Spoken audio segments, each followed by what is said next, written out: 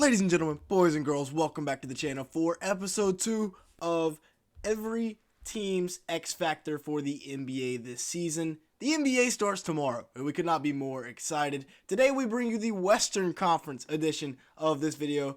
We dropped the Eastern Conference version last night, so if you want to go see that, make sure to check that out. It's our latest video. But today, if you do enjoy today's video at any point, make sure to hit the like button and leave me a comment down below. Let me know your thoughts on the X Factors. If I got your favorite teams wrong, make sure to let me know. Like I said, hit the like button, comment, hit that subscribe button as well. We were trying to hit 10K by the time the season starts. We're like 7 away at the time of this recording, so hopefully we hit it. But as you can see here, a large majority of our audience is not subscribed, so just hit that red button. Now let's go ahead and get started looking at every team in the Western Conference X Factor, starting with the Dallas Mavericks, and it's going to be Derek Lively. How quickly he can progress into a starting caliber center in today's NBA. They need a center in a bad way. They trade for Rashawn Holmes.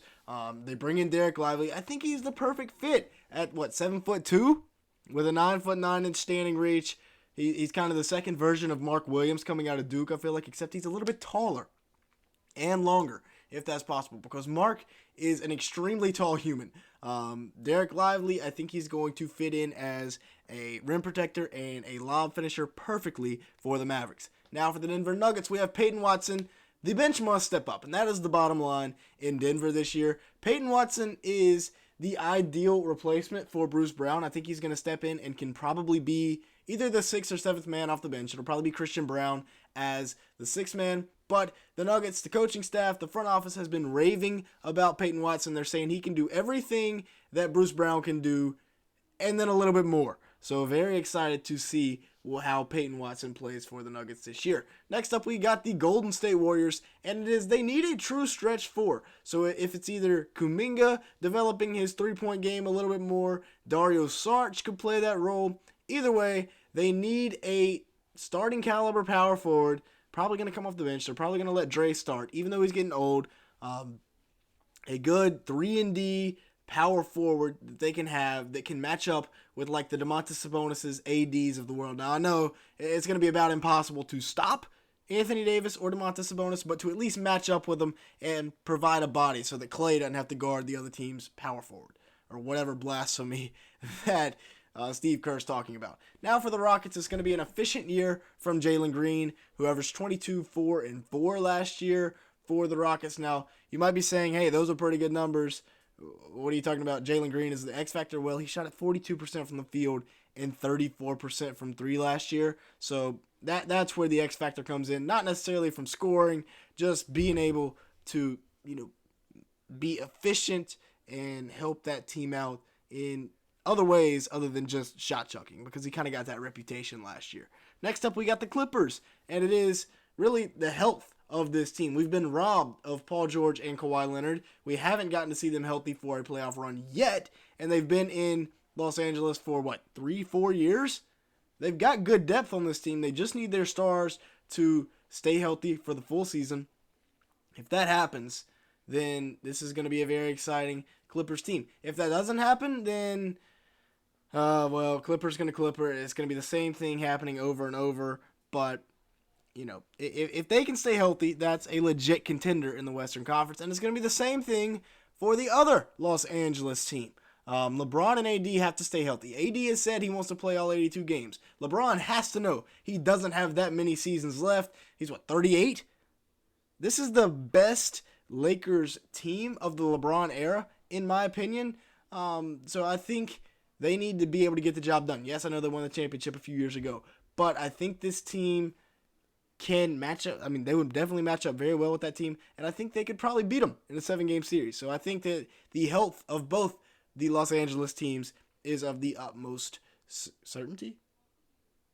Did I say that right? I think I probably said that wrong. Anyways, we got the Memphis Grizzlies up, and it is how they play without Ja Morant, honestly. I mean, Ja's out 25 games so far with Ja in a Grizzlies jersey. They are 35-19 when he doesn't play.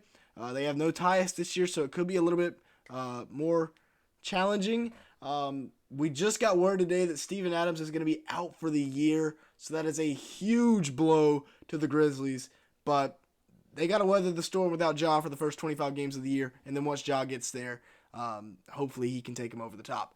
For the Timberwolves, who just handed out a 5-year, $136 million extension to Jaden McDaniels today, the Twin Towers have to be able to play better. Cat has to be able to play on the wing, and they got to be better than last year. This team is in salary cap. They're in a bad spot in the salary cap. Cat, Rudy Gobert, they got to be really good this year. We know Ant's going to do his thing, but those two guys, they're going to be X factors this year for if the Timberwolves can be good or not. For the Pelicans, it is quite simply Zion Williamson. He's probably a top 15 player when he is healthy. However, the man has just not been able to stay healthy. Remember last year, this Pelicans team with essentially the same exact players, except you also add in Jordan Hawkins to the mix now, who's a really good shooter. They were the number one team in the NBA. 25 games into the year at 17-8, tied with the Grizzlies for the number one seed in the Western Conference, and then Zion gets hurt. Things go downhill. But if Zion stays healthy, this is probably easily a top 6 team in the Western Conference. Now, for the Oklahoma City Thunder, it is going to be Chet Holmgren and how quickly he can develop. We talked about, how quickly Derek Lively develops is going to be a huge key for the Mavericks. Well, same thing with Chet. This team could be a sneaky top 3 seed if they get Chet right. And if he is good to go right from the jump and is a, top 15 center in the league, then look out for this Thunder squad because they got everything else. Especially if Cason Wallace comes in and does what I think he can do. But Chet is going to be the X factor for the Thunder, who are a sneaky playoff team. Sneaky top 3 seed in the Western Conference. You got the Phoenix Suns up next, and their X factor, they have no true point guard. So it's going to have to be either Bradley Beal or Devin Booker playing that point guard spot. They trade away the point guard himself, Chris Paul, even though, 38 years old, so understandable. But D-Book averaged about 5 assists per game last year. Bradley Beal averaged about 5 assists per game last year. So between the two of them, they got to figure out a way to facilitate and play good basketball together. Now, next up we have the Portland Trailblazers. This is probably going to be a rebuilding year for the Portland Trailblazers unless they just completely shock everyone. So, with that being said, Shaedon Sharpe needs to have a breakout season. Averaged 10-3 last year in limited minutes, but this man has all of the tools. You talk about athleticism, you talk about length, he's a good, 6'4", 6'5", maybe 6'6", got great size, athleticism, shooting is there, and the guy came straight out of high school. So look for Look for Shaedon Sharpe to have a big year this year for the Portland Trailblazers. Now for the Kings, I think their biggest X factor is Keegan Murray having a huge sophomore year. Really good defender last year for the Kings and was good at times offensively, but I think, 12.2 points per game, 4.6 rebounds, 45% from the field, 41% from 3. You love the efficiency.